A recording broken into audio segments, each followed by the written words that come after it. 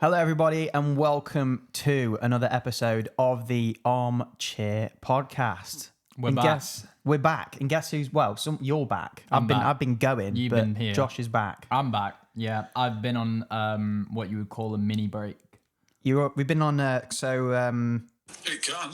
Wrong sound one. effect. This Sorry. moment in time. Yeah, I'm still getting used to the soundboard, but This moment in time. Josh is on a mini break. yeah. Basically, what's happened is as well, we've got a soundboard, so we should probably talk about that. Because obviously we've been scouted and people are starting to invest. Yeah. in So the pod. what we said when we first launched this podcast a month or two ago, we said invest in the stocks. Yeah.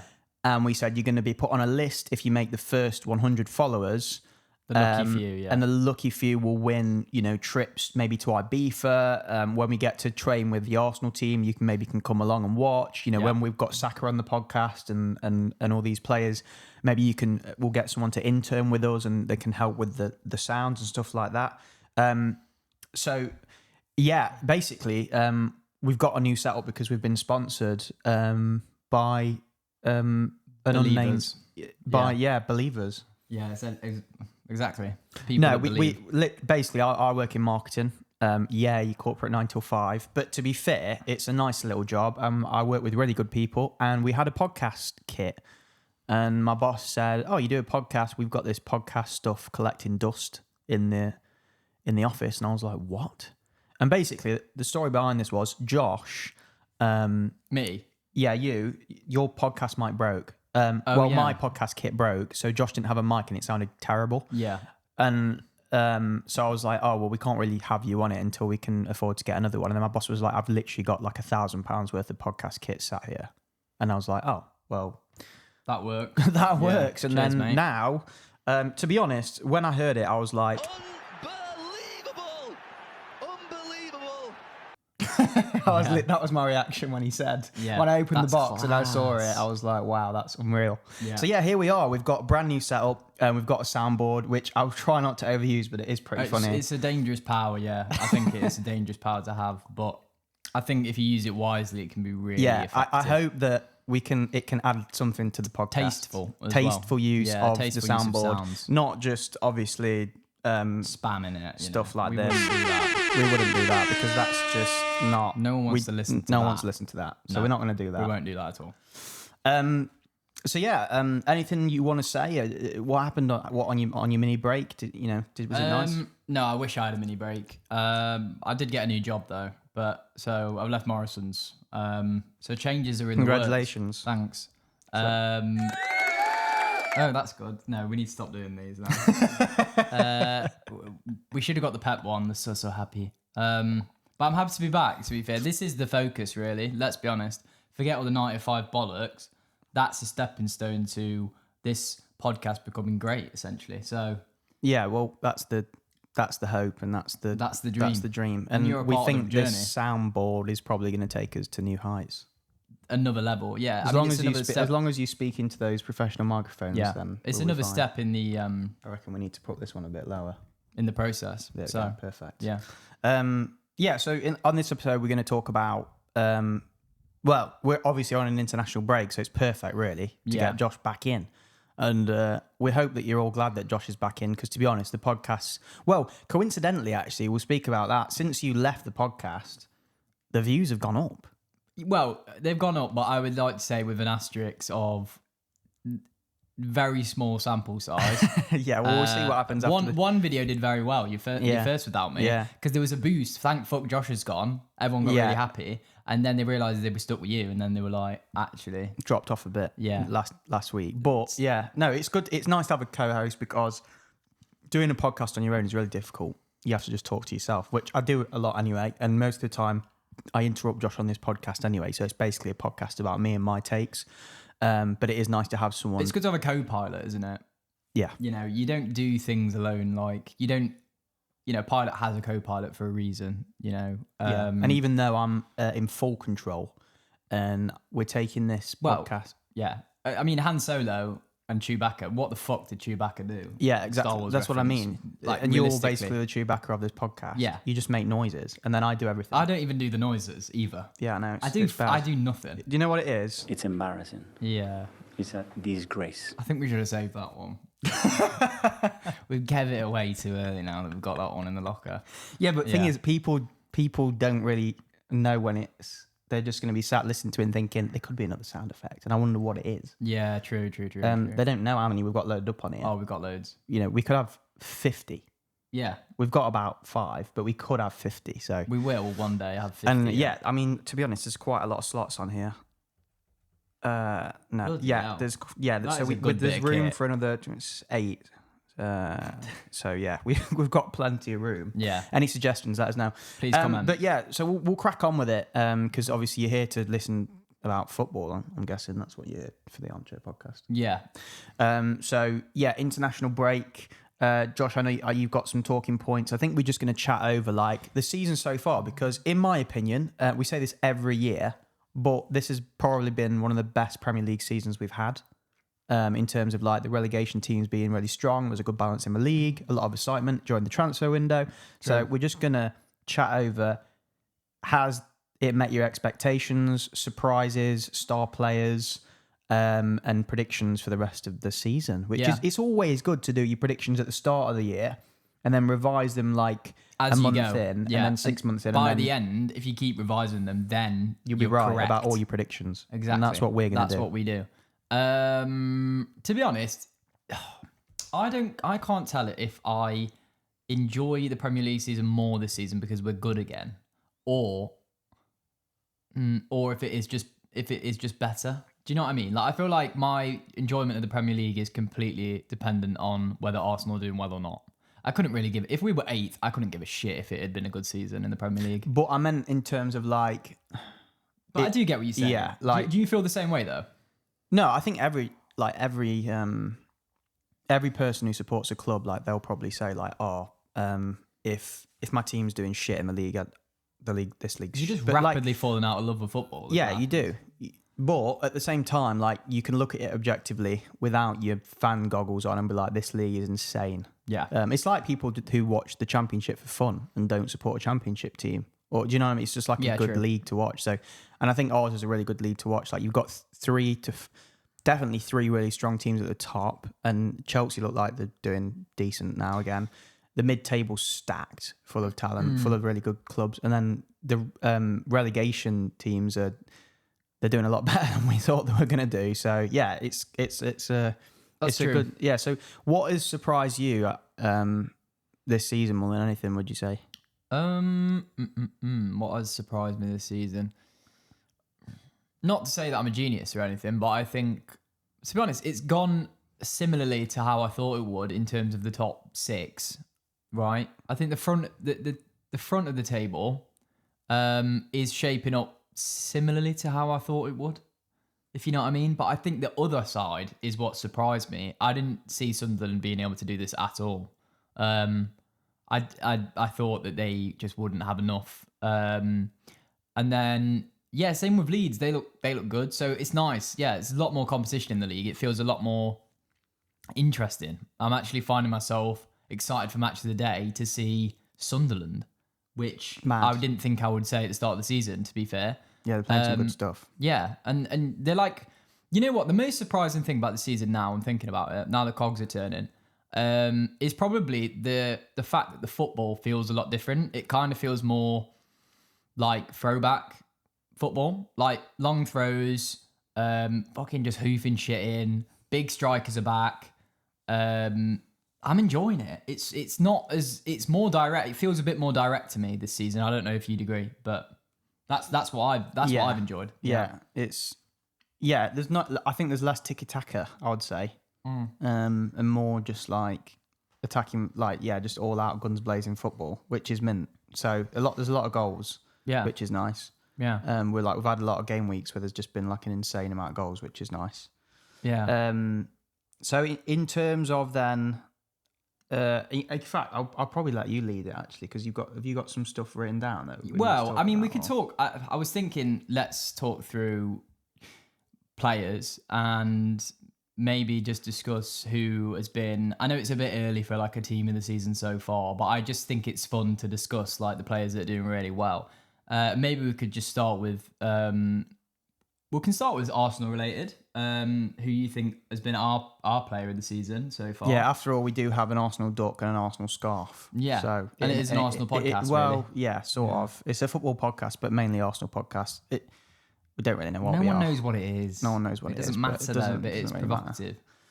Yeah, exactly. Gets people going. And to be honest, people just like listening to Arsenal fans anyway because they're deluded, and a lot of people I've seen online just roasting me. So yeah, it's warranted. That's gone up, hasn't it? Since I've left, you're getting roasted more. Yeah, I'm getting roasted. Yeah, but because like, I can't a lot of control it you. is that's what I mean. It's just my if I say something, you're not going to interrupt me and go, "What the hell did you say?" So that everyone's like, "This guy's mad." So let's get onto that actually because it's quite funny. So when you were gone, I released a video and I basically said that Arsenal had the best team in Europe. What is your take on that? Because I got absolutely roasted on that online for that take. I agree. I don't care. I don't care. Yeah, I mean maybe PSG. It's just that I looked at and I'm not talking about start. Everyone kept messaging me saying Mbappe over so and so and Rodri and whatever. Yeah, Rodri over so and so. But it's just well, I'm not talking about starting 11.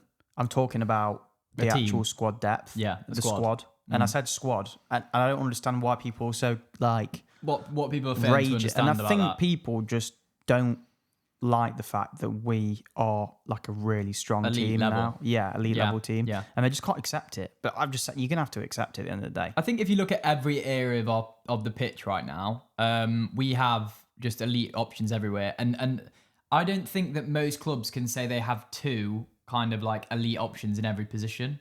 How many clubs can say that? Not many. I mean, PSG definitely do have. Fucking hell. This bloke, he's fiddling my mic. Obviously, PSG have a lot of options, and they have, stars. I mean, Dembele just won the Ballon d'Or.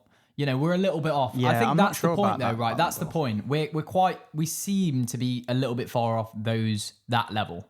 I don't think we have maybe we do have a Ballon d'Or winner in the squad, but I would kind of doubt the idea that we're going to have a Ballon d'Or winner very soon in our squad. So maybe it all that's depends why on people push just back. to be honest, the reason why Dembele won the Ballon d'Or is because he won the Champions League. Yeah. So or Salah would have won it, to be honest. Do you think he would have? Yeah, he was Maybe. he was the best player by a mile, I think. So yeah, I think like you say, if we win the Champions League this year, Saka has a good season and he's contender for Ballon d'Or. Whether you like it or not, it's just fact. Dembele had an amazing season, but he also won the Champions League. But does he feel like a Ballon d'Or player? Yeah. I mean, Dembele to me did not feel like a Ballon d'Or. Really? But he's quite a sexy player, though. He's a bit of a... Look, we watched Saka the other day for internet. He does it on the international stage as well. Yeah, that's true. He just flipping... Anyway, I don't want this to be an Arsenal flipping... But yeah, that was just my take. Got roasted for it. I thought it was pretty funny. I'd agree, though. I think Real Madrid's squad depth isn't fantastic. It's good, don't get me wrong. And they've got stars, yeah, of course. But I think a lot of them aura farm. Don't get me wrong, Mbappe's a fantastic player, but I still believe that those leagues... I still think that compared to the Premier League, the La Liga and Serie A and Bundesliga and Liga are just... They are farmers' leagues. I don't care. Jesus Christ, you're going to absolutely roast. I don't care. They are. Especially Bundesliga. So I'm not talking about Bayern. If there are any Bayern fans that think they have absolute farmers in that league. I've seen it myself. I lived in Germany for a year. That is a terrible league. Back to the Premier League. I'm just trying to think. I mean, actually, there was a take at the start of the season. I was listening to a pod, and this guy was like, watch out for Semenyo. He's going to be basically the best winger.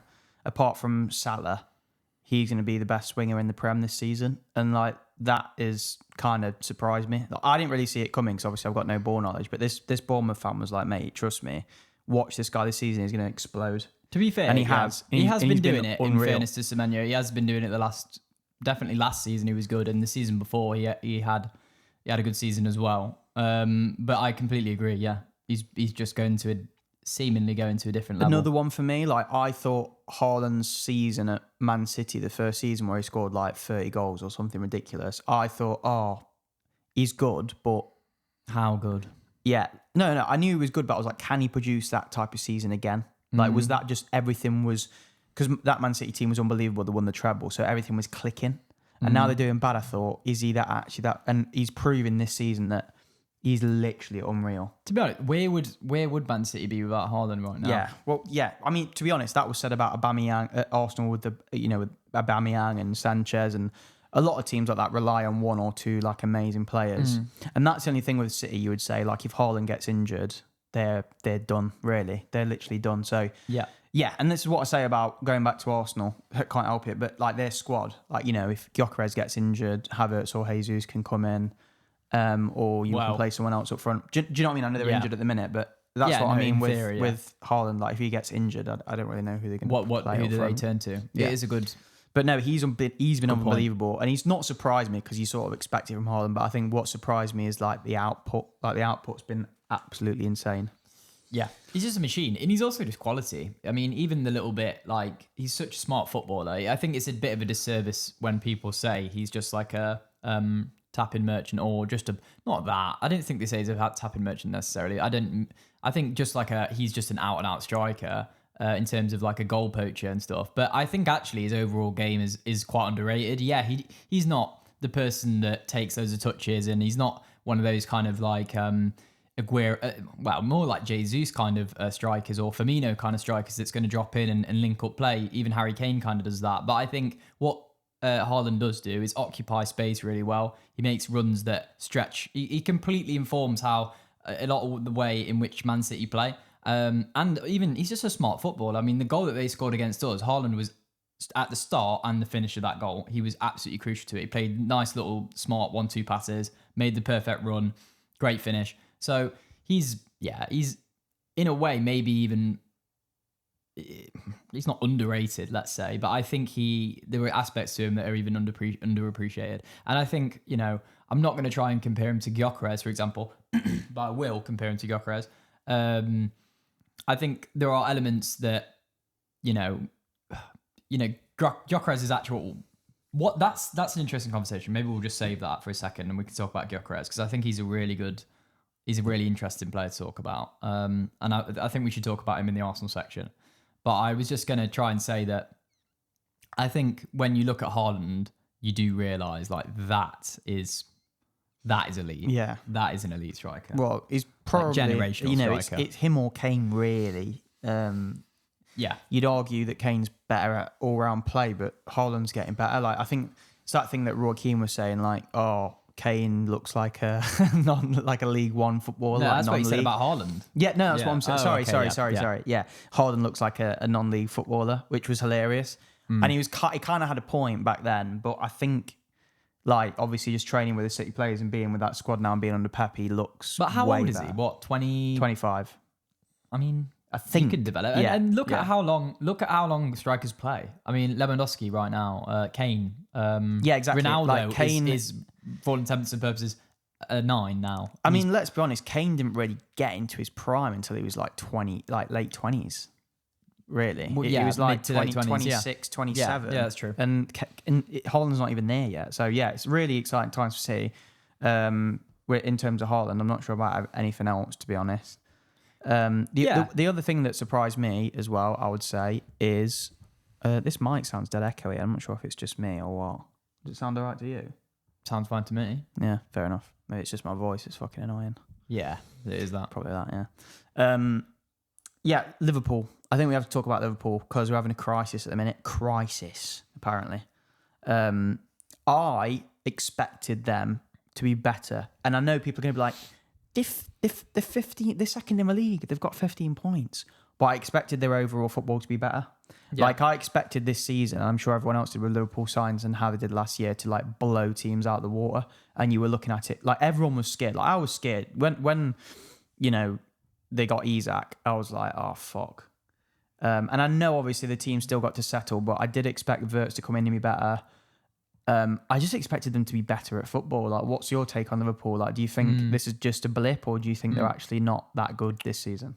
Kind of caught in two minds. I think on the one hand, the thing about 15 points is quite important because I don't think they played well at all, to be honest. I think they've actually been pretty shit, but they've managed to somehow get 15 points on the board, and they even jammed a win against us with an unbelievable free kick. And it's kind of like, you could say, well, that's what champions do. And there's a strong possibility that these signings that you're on about, Isak, Wirtz, Salah's not been at it, and maybe Ekitike, etc., linking this all in, there's a chance that at some point it could just click and they need time and they start scoring 3-4 goals, you know, in the games that they're struggling to put away. Against, I mean, I know they scored 4 goals ironically against Bournemouth, but let's say against Palace, or, you know, they missed a lot of opportunities, even against, I'm not comparing Palace and Chelsea, but Chelsea as well. They didn't look good against Chelsea. They weren't good at all. No, but they could click. So that's why I'm a bit fearful. And then secondly, but yeah, on the other hand, I would say I'm not, when I look at Liverpool, I don't look at their attack. Like, yes, they've got an amazing attack, and I think it could, you know, if it all clicks together and finds a way to slot them all in, you know, they could be elite. It could be one of the best attacks we've seen. I don't know. But what I worry about, and if I was a Liverpool fan, I've always said this, and they ride their luck so much, and they're going to come a cropper because they have to. Van Dijk, they are one Van Dijk injury away at all points from an actual crisis. What do they do? Yeah, what do they do if Van Dijk gets they're linked injured? with a couple of defenders in January. So if they can hold out until January, then they bring in cover. But still, I still think that, like, But Van Dijk is the best centre-back Konate, well, the Premier League has seen, in my opinion. Yeah, so if Konate or whatever Gomez gets injured, that's fine, because if they sign Gay, or I think they're linked with someone else as well, then they can slot in. But I think if there's a pairing of Konate with Gay, can Gay like take Van Dijk's no, and it's going to take him time. So yeah, I agree. It's like, and it's not just right, like, you know, what people fail to understand about Van Dijk, in my opinion, and why he's so good, is that he's played in really hard systems to play against, right? So, like, I was listening to Arseblog talk about how, or maybe it was actually on the Athletic podcast about Arsenal, talk about how when you thought about Arsenal defences, like Koscielny, etc., making, you know, last-ditch tackles because we were playing such a high line, or we were always exposed. I feel like Liverpool are consistently, or have been at periods under Klopp and then Slot, like playing that kind of football. They've been so high. Van Dijk has to do so much work because they're so much higher. They're so high up the pitch. He's had to make so many, like, his recovery runs, etc. Like, so good. His reading of the game is so good. I think he plays like such a difficult role in my, like, it's not like he's one of these centre backs, obviously, that just, you know, like, even when I compare them to, like, let's say Arsenal's centre backs, who I think are the only two right now that are comparable to Van Dijk, they probably do have an easier role than Van Dijk because we are a bit more solid, you know? Yeah. And I think, like, what Van Dijk manages to do in that team and still look really solid is really impressive. And, you know, he's got his leadership. Could Gay replace that even if they sign him in January, which is a huge if, because I don't see why Palace would let him go in January unless they got a big fee. Could he replace that now? So that's my worry, or no, not Liverpool's worry. Yeah, that's Liverpool's worry for me. And I also, their midfield is weird. Why Szoboszlai, the fullbacks have been disastrous. Let's be honest. Yeah, I don't really get the transfer. I don't really. Yeah, they've gone, like, the fullbacks are so attacking, like ridiculously attacking, aren't they? It's like there's no. It feels like they've got no defense. Well, they feel like wing backs. Yeah. It's weird. Yeah, I don't get. I mean, Frimpong's basically a right winger. Like, genuinely, like he plays like one. It's crazy. He's not a right back, is he? No. So yeah, it'll be interesting to see, like, how that plays out. And I think Liverpool have just got to hope that City and Arsenal don't click as well. Because I think if one of those teams, and at the minute you're thinking it might be Arsenal, but also Man City have been doing it pretty okay. They've been flying under the radar. This is what Man City do. They fly under the radar. Then it gets to March and you're like, oh, they're second. And also, you know, what worried me the other day was we watched Stones play for England, and he looked good. Yeah, he looked good. And if Rodri gets back to his best, yeah, that's what I mean. Haaland's firing, Foden looks good. Yeah, so they'll fly under the radar and they'll do well this season. You can just tell that they probably are going to do well. So that's the thing. So Liverpool have got to hope that one of those teams don't actually go on a huge run and start to run away with it, because if they get, like, if Man City or Arsenal get like 6 to 8 points clear, I don't think they're going to be able to claw it back this season, just because, like, it's so hard to win two on the bounce. you'd basically got to hope that Isak does better than Haaland, which like everyone was thinking, oh, they've got Isak, the league's sewn up, but as you've it's not as easy as that. Like he was used to that Newcastle system, all the game revolved around him, and now it's like there's Salah there, there's Wirtz there, there's Ekitike there. Like he's not really the main man. You know what? Like also, I'm really interested to see how he clicks with Salah, because in the whole time Salah's been at Liverpool and firing like at his best, people have said he's never this, played with the main man striker. He's never had that. Do you know what I mean? As in, like, Firmino was a very generous striker. Nunez was a big presser. Yeah, he generous. wasn't a goal scorer. Really a goal scorer in his time there. And then you've had Gakpo do shifts there, Jota drop in there. It'd be interesting to see that relationship, because Salah has been the main man for Liverpool for years now. Isak comes in and wants to be that main man. How does that play out, that dynamic? How does their press work with, well, people have been saying that what they should have done is they either should have planned for the future and sold Salah in the summer and said, thanks for everything, but you go in and build the team around Isak. No, yeah. Or And you don't Ekitike, sign Isak and you just have Ekitike there as an understudy to sort of not Salah, but as a striker that's not... He's not going to be too selfish. He's understands he's not the main man, but he's there to score, chip in with the goals. But you bought both. You bought Isak. I find that so and weird. It is. The Ekitike People are saying Isak that thing is so honestly, weird. to me, I don't know what. It's not like Liverpool at all. No, it's so really. I don't know. I don't really know what's going on at board level. They've just been like, you know what, we're just going to splash loads of cash. I've no idea. It's a bit crazy, to be honest. It reminds me of Real Madrid when they had Bellingham, Mbappe, and Vinicius, and that season when we beat them in the it was like, well, last season they just weren't very good because they struggled to fit Bellingham, Mbappe, Vinicius, Rodrigo, all those players into a system that kind of worked. And I think Xavi's now come in and took the balls to be like, well, Rodrigo, like you're gonna have to sit out to accommodate these, and we're gonna have to work together as a team. I find PSG, we found at PSG when they had Messi, that's the best Neymar, and case. I was Mbappe. literally going to say that. That doesn't work. So I'd be quite worried. Not at the minute. I'd be like, oh, maybe it'll click, but there would be a seed in my mind. It's like, have we overdone it here? Yeah, I hope Tom Woodsy, who's always in my ear, annoying Liverpool fan. No, he's a good bloke. He's also wanted to go on the pod, but I'd be interested to see if he watches this and if he's worried, because he's a. I'd say he's a confident Liverpool fan, as a lot of them are. But you've got to have concerns now, surely. Yeah, I'd be a bit. Are they in a crisis? Maybe a mini crisis at this moment in time. Yeah. This moment in time. But that's what I mean. Moments in time can change, but this moment in time, I just feel like it's probably a bit rocky for Liverpool, but they probably can recover.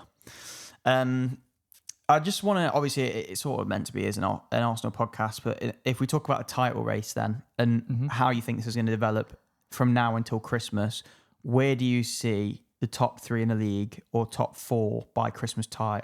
Do you think we're going to be in charge? Because I look at it now and there is no excuses. Like, everything we've just everything we have talked, everything we have spoken about, like I've said this on the podcast, like there isn't. We've got the best squad in the league, and everyone says we have. So why shouldn't we be in the driving seat? I think we will be. Do you think we will? I think we will be. You look at, we've had the hardest fixtures list, the hardest start in the Premier League. We have, like those games. Thank God they're out of the way. But Anfield, City at home, Old Trafford, like that's not an easy game. What's the other one? St. James's Park, our record there's abysmal. So the fact that we've managed to be top of the league after those games. I understand that, but I'm kind of a bit... People are sort of... when people have the... What's it called? They look back and... Survivorship bias or something. What do you mean? No, I just... Because last season, at Anfield away, we drew. So we did better last season than we did this season. And then we beat Man City at home. Right.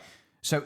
Like, I know people are saying we've had tough fixes and we've actually done better this season, but when you look at it, it's like, well, not. We lost to Newcastle. We lost to Newcastle and we lost to West Ham. And we drew at United.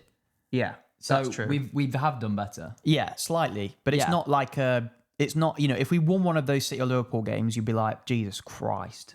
Yeah, but I think there's still an element of he's he's had the handbrake. He's been a bit cautious, hasn't he? But I think, like you say, that might pay off. Yeah. Towards the end of the season, or you might look back. We might look back at this, and I hope we don't and be like, Jesus, if we just got an extra 2 points in those games, we would have been. It's really hard though. Like when I look at the first like five games, definitely of a season, but even the first 10, sometimes it doesn't feel like the team is when you think about like the team, it's very rare that a team like hits its prime or its full flow at the start of the season. I don't think you fully get the idea. I don't think it fully kicks in until like November, maybe, that a team is like really. I think we've had a huge like change in terms of our personnel. Like you're thinking about the players we brought in and the players that have left to make all that work. I mean, we've just discussed how Liverpool are kind of failing to an extent to make that work.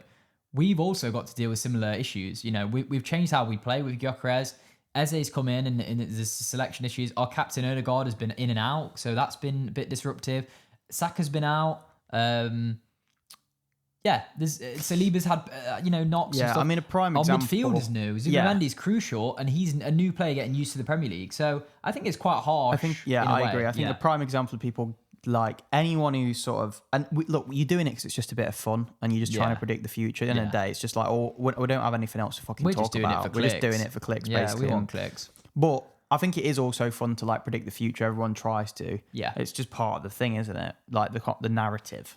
But what I would say, it's completely pointless because I remember 2 seasons ago, I did a knee slide because Havertz scored a winner to take us top of the league in Christmas. And we're only 2 points, I think, or 1 point difference between us and City. But then I thought, well, we're probably going to win it now.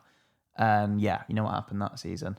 So you literally, even at Christmas, like even if we're top of the league at Christmas by 6 points, it doesn't it literally doesn't make a any difference. I'd always rather be top.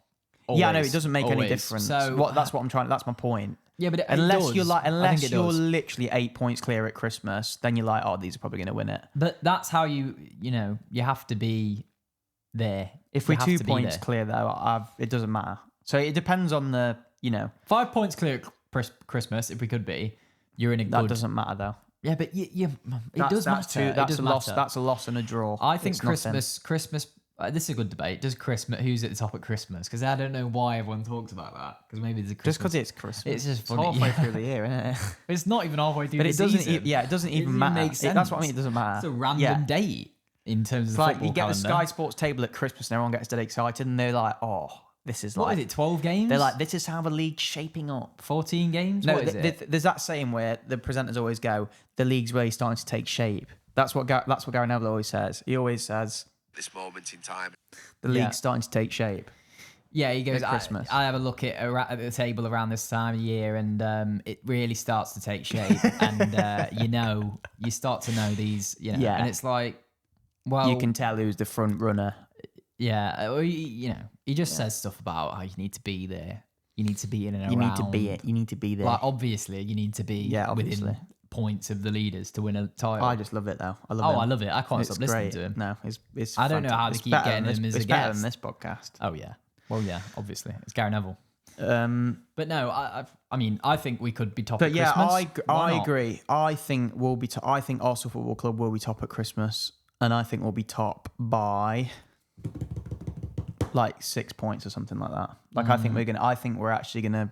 I think we're gonna not run away with it, but I think this could be the year where people like start to take us seriously, and I know they already are taking it seriously, but like really seriously. Because I think last year we were basically by the refs and like injuries and stuff. Yeah, and we also just had a crap transfer. Yeah, and also we played crap. We played crap football. We had a crap transfer window, but we're back this time, and I actually think. I don't even know what you said in that bit. We're gonna win the Champions League. Oh yeah. That is just played the last half. That is one of the best. Like, oh my god, I miss the thing I do miss about rest in peace. The thing that I do miss about us being shit is that like the highs and TV lows was like, because literally you would come out of like a Champions League game and it was pure hopium. It reminds me of like Chelsea fans at the minute. or like A little Tottenham bit. fans. You know those teams that are sort of teetering on the edge of like, are we good? Are we shit? Like you don't really know if you're good or bad or not. But and that's what's so funny because one week you can go on a run and you'll be like.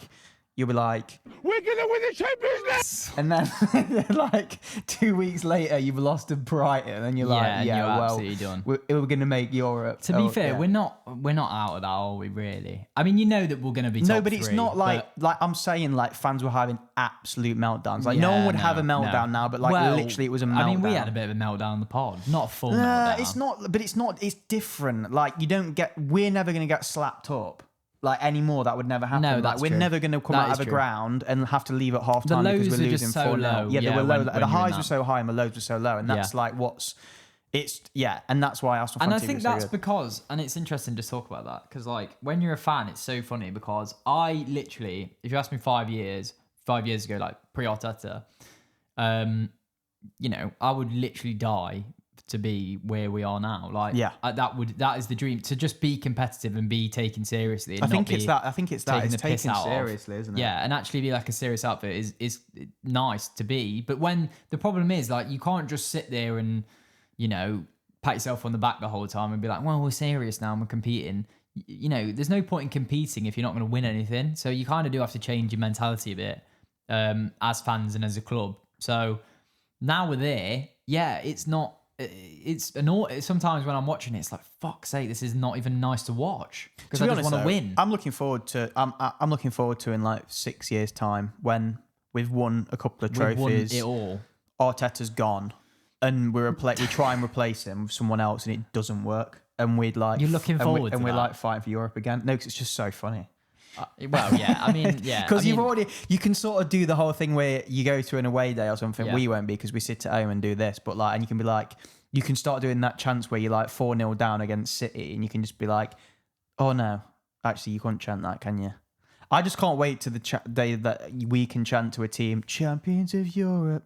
You'll never sing. Yeah, that. that'd be nice. That would be nice. I 'cause mean, we think can that's what sing we're missing. 49 undefeated. Yeah, but which that's is a nice. bit like but, no one gives a shit about that anymore.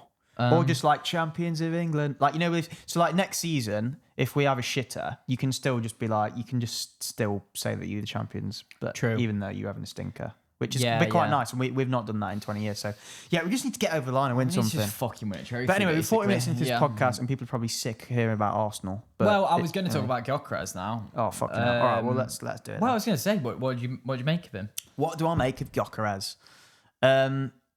Let's put him into context about all the other strikers in the league too, because I think that's quite good. Right. Because you look at João Pedro, you look at that Jesus or Jesus for Forest. Who else is new?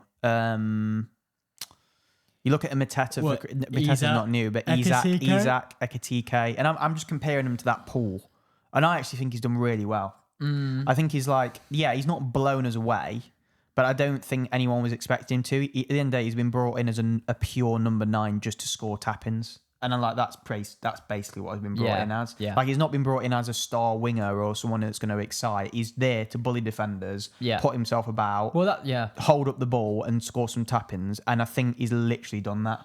Like, he scored a penalty. He scored a really nice header. He scored a tap-in. And here we are. He scored that goal against Leeds. Yeah, he got a scored bit that goal of luck, against but Leeds where he bullied it was quite defenders. nice. Yeah, but and he was it's unlucky against against Olympiacos, to be honest. Yeah, and he was. Yeah, he was. He So- should have and scored I think that goal. he's really impressed me. Yeah, and I Yeah. think obviously he's not. To be honest, he does remind me of Haaland. He is just obviously like a bit below Haaland, Yeah, but they're very similar bit in terms of the as way generous. they play. But I actually think his hold up play is better than Haaland. yeah, but I think okay. but I So think Haaland's a better goal scorer. massively. And that's what surprised me, right? So I kind of just thought, and maybe it's just the narrative, but I kind of thought he'd just be the mopping up guy that just like didn't really get involved in play at all. But I actually think when he is involved in play, or not even when he's involved in play, but in terms of like his presence on the pitch, how he helps us build up, how he helps us kind of progress through the pitch, get the ball up, his hold up play, I think he's been fucking unbelievable. I think he's been really good, and it's actually surpassed my expectations of what I thought he'd be kind of shit. Like, I was a bit I kind of thought he'd be a bit sloppy with the ball. I was a bit worried, like Yeah. the first couple of games. I tell you when I stopped worrying. When I saw him score that header in pre-season, because people were saying he when can't you head the ball. stopped worrying. No, because he That can't. was like the first. I know he time we can't. He saw can't it. head the ball. everyone kept saying that. No, I meant because I was worried when we signed him. Because I thought, is this the guy? Have we just panicked? And we've just not panicked, but have we just been like, he's cheaper than Sesko, and we can't get Isak. And then when I saw Liverpool sign Isak, I was like, we're going to regret this, and it's going to be like, we're not going to. And then I saw him score that header, and everyone was like, oh, he can't score headers. And I saw him put that in, and I thought, yeah, he'll be all right. I think he'll be fine. Yeah. The game, St. James's Park against Newcastle, I thought he was brilliant. I think it's good as well. I know people are saying like, oh, you'd rather have Isak, but the way we play football, but also, I'm not sure. Like, Isak is fantastic. Don't get me wrong, but like in terms of a physical bully, he's a different type of player. Like, he's not that type of player. Like, in terms of holding up the ball, like, his hold up play and stuff is great because he's tall and he can get on the end of headers and flick it. He can do it, but I prefer like Gyökeres as a presence. I think he just is a better fit potentially. Yeah. To the system. That's all. Just so because tell you what. Actually, sorry, go for it. We didn't mention Voltemade. He's been brilliant. To be fair. Exactly. Yeah, Voltemade has been absolutely great. So I mean, look, you could say that Voltemade has been better than Gyökeres so far, really. But also the thing is with him, he's scoring headers. And it's like the guy's 7 feet. Yeah, I don't think that he's been that much better than Gyökeres. I think it's harsh. If I look at the two, I'd rather have Gyökeres than Voltemade. Gyökeres is going to suffer from, and I think he'll continue to suffer from his entire career at Arsenal, the fact that he isn't a silky, sexy player. He's a big, bullish bloke, and aesthetics in football matter quite a lot, clearly. Like, they just do. And I think he's never going to get the respect he, deserves in terms of his overall play. So ultimately, he needs to score goals for me, and he needs to score a few quite quickly in order to get that respect. I think once he's done that, it'll be fine. I don't know whether it's me just being really basic in my analysis, but I honestly think like he's so similar to Haaland. Like they're so similar as players. Like, and they score.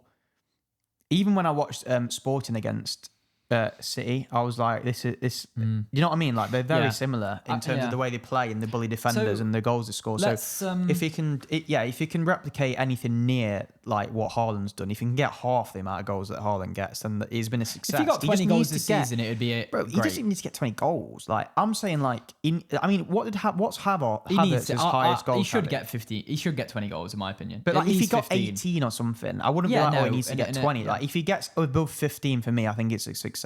Yeah, listen. You've just brought up Havertz, which is I'm glad you did, because it's a good segue. I see a lot of discourse online about how if Havertz was not injured in this period, they may have rotated a bit more between the two. Which Arteta, that would have definitely happened. I can't lie. This is no disrespect to Havertz. Like, it's really hard because I'm not just saying this because he's out of the team and it's out of sight, out of mind. But let me just talk about Havertz. From the day that we signed him, my opinion on signing Chelsea players. I couldn't believe that we're spending 60 to 70 million on him. I still can't. I still think we massively overpaid for him. But he's, don't get me wrong, he's been clutch. He's been a good player at times. He's had good moments.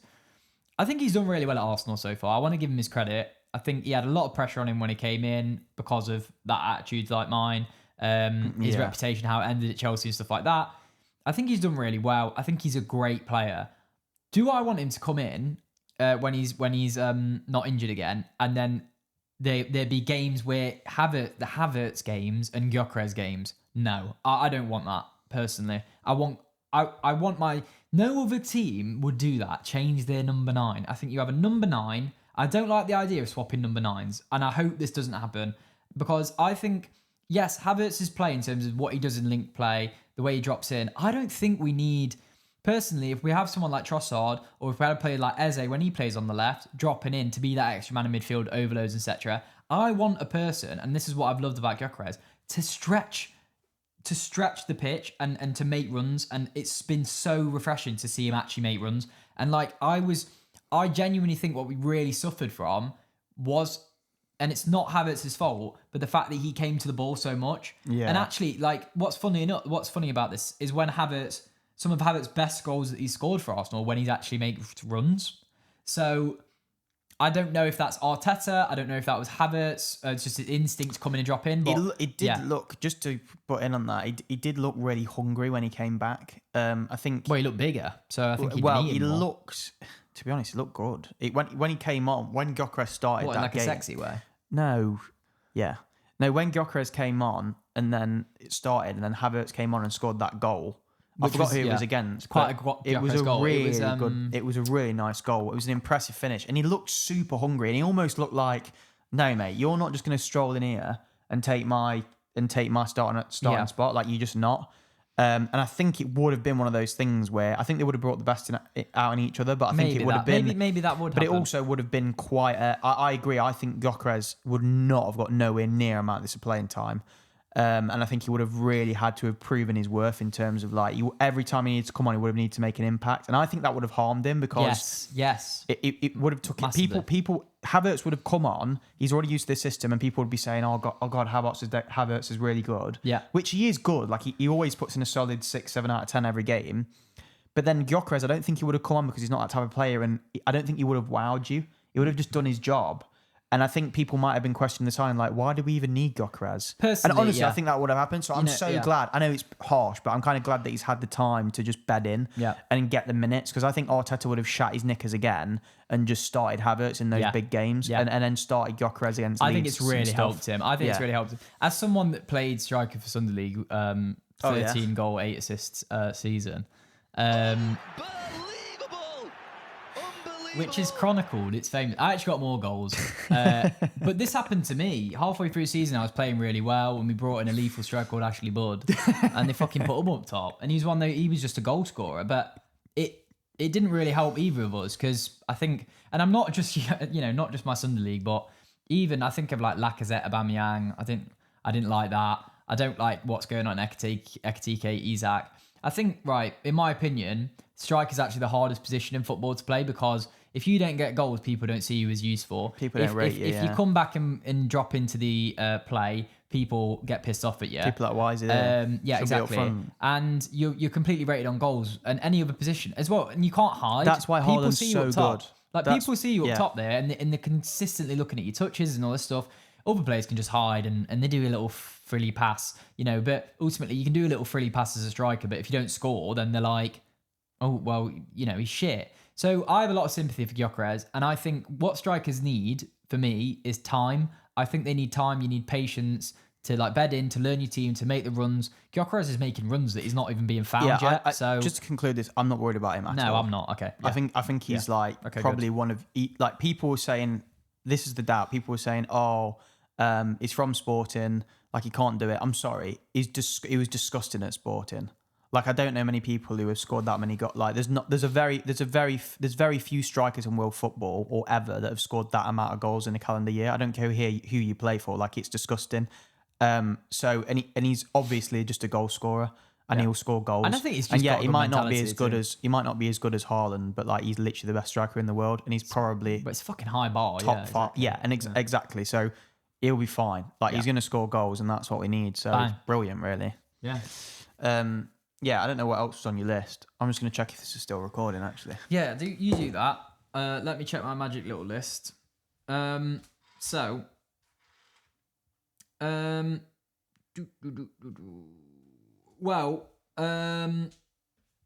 was going to say, we've kind of done surprises of the season in terms of Arsenal. I mean, if we talk about Arsenal a bit more, but I think we just move on to England now for the last 10 minutes. Should we do a little bit of an England Yeah, chat? I think so. Yeah, all right. Yeah, Good let's do idea. it.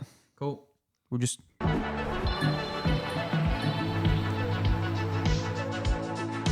England, England, England. Come on, England. I just thought it'd be nice to put some music in there just to break it up a bit. Yeah, no, It's quite don't nice. do that Like, again. no, I shouldn't really. Sorry, but I'm overusing it massively. No, it's actually not been bad. I think it's been engaging. Tasteful. And in the TikTok era, people want Yeah, shit people going just want. on. That's why in the clips I've just been putting stuff like this in. Who we are, mate. It's just who we are. I like that. We're going to be till as long as I'm here. That's really good.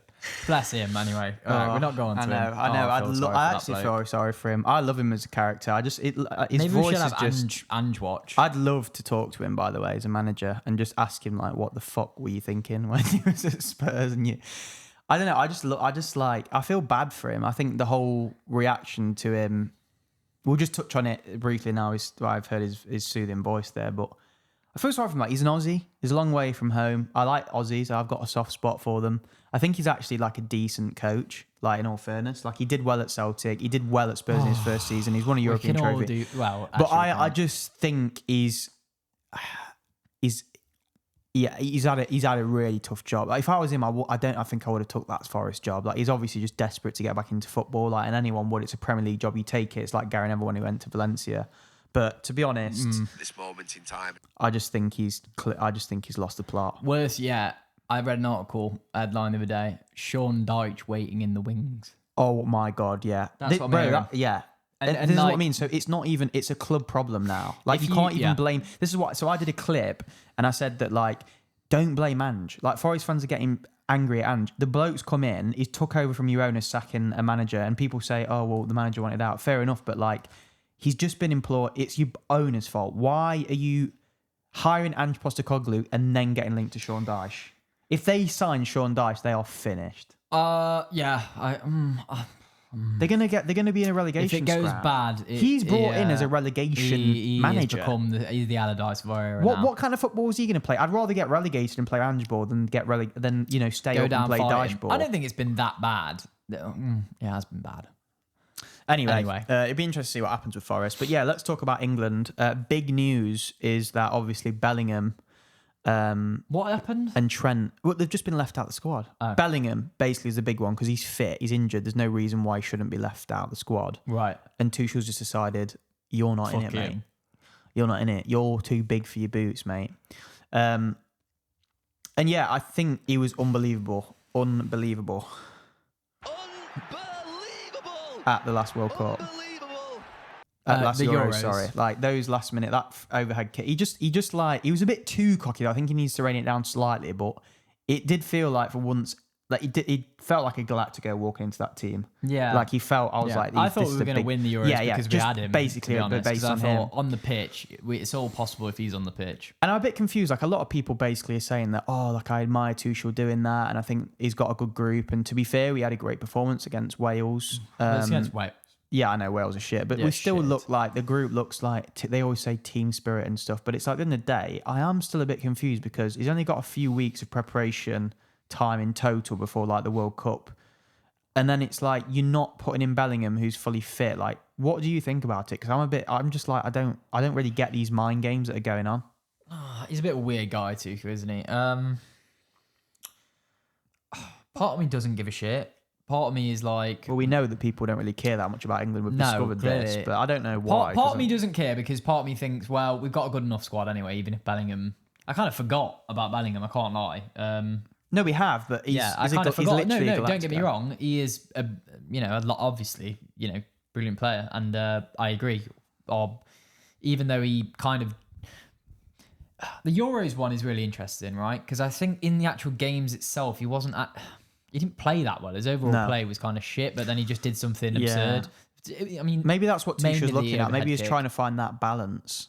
And like workhorses like Morgan Rogers and stuff, maybe they just suit Tuchel's system. But Bellingham is a workhorse, to be fair. Maybe he's just too... He just doesn't rate him in that position. I don't know. I mean, it's definitely different what Tuchel's doing, like with the whole Jordan Henderson thing. Like, he also left Anderson out, which was kind of mad. Like, I don't know why he's been left out as well. It's a bit strange, and he's got this obsession, which I kind of hate, about Chelsea players he's worked with in the past. Reece James starting games. Like, is he going to start at the World Cup? Did he start on? No, yeah, but like he's started a couple of games. He's been playing. He's been put on free kicks. I think Reece James has to. And then there's sorry, yeah, but okay. This thing about Ruben Loftus-Cheek. Why is he even in the squad? He's not bad. Yeah, he's not bad, but Jesus Christ, we've got way better options. Is he going to go to the World Cup? No. So what's he in the squad for then? He's Jordan Henderson. He's Jordan Henderson. He's going to take. If he takes, only because it's Tuchel, right? That we're analysing this, in my opinion. If this was Southgate, I'm not. I'm saying, as in, if this was another boring Southgate fucking international break, which no one would give a shit about, people would be saying, "Why the fuck?" With Bellingham, is he in the no, I squad? agree. With the Bellingham case, true, but there is always that element of giving new players a start or giving someone a go, testing things. Yeah, he hasn't had the luxury of But it's time. not So like he needs to check. it's what not these like players are Ruben like. Loftus-Cheek has been playing really well for Milan, and Well, he's not a bit on fire, no, but he's good. no, he's but a decent player. He's okay. But what I'm saying is Anderson and these players are playing a lot better than him for Premier League teams, and they're actually like the focal point of their teams. So I don't know. I just think I don't really know what's going on, to be honest. We look okay. We've looked better. We looked really bad now. I was quite worried. But again, like we've not played a proper team yet. So the real test is like I want to. I don't know what games are coming up, but I want to play a good team to see like what minerals this guy's got, because I don't know if he's got the minerals, mate. To be honest, I mean, I don't know. I mean, you don't need to have like a. Do you need to have a bit of a starting 11 for England? Like, could you just play different 11s for different games, horses for courses? No, that doesn't work. We've Why? seen this every time. Every team that wins an international tournament basically plays the same fucking starting 11 every single game. Yeah, because Like, we've seen this. Well, because they usually have like a naturally selected. No, they don't. 11. You're do telling a me lot of them. Spain have a naturally selected and France have a naturally selected 11? No, they don't. They do. They have so many fucking good Yeah, players. they do, but you and we usually do. know. And let's You be honest, usually if know you who's were gonna doing play. if you were doing a team right now, you could literally, if you just picked like the best players, you could pick starting 11 No, right you now. couldn't. Yes, We've you done could. this so many times. Kane, No, you couldn't. Kane and Saka definitely start. Yeah, what about Eze? Rice definitely starts in the midfield. Does Eze start? No. No. So there's a No, he few doesn't. players. Yes, I understand, but you Foden, call. what do you do with him? No, you call players like. Bellingham, what did you do with him? Yeah, for me, Madueke, Kane, what do you do with him? Saka, Rice, Your spine, Stones yeah, is when he's picked. fit. Your spine is picked, Gay, isn't it? yeah. It's when he starts fucking about with your spine. I mean, really, and then you've just got a couple of selection choices around that. Like, oh, in this game I might play Eze because it's a bit more open. In this game I might play Bellingham because it's a bit more physical. Then that's fine.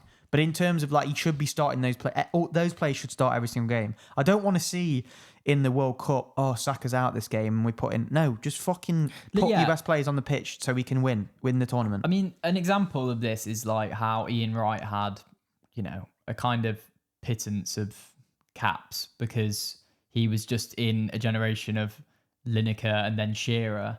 And it's really harsh, but Lineker and Shearer probably were at various stages better. And they were on and they were just always good for England. And Yeah. that's, you know, Wright's spoken about that. And it's obviously something he's probably, you know, was hard and is still weird to think about or hard to think about. But I think that is football. And I think like Tuchel, if he's going to be pissing about with this shit by close to the World Cup, then we're going to have a bit of a problem. But I don't know why I'm using that. no, it's all right.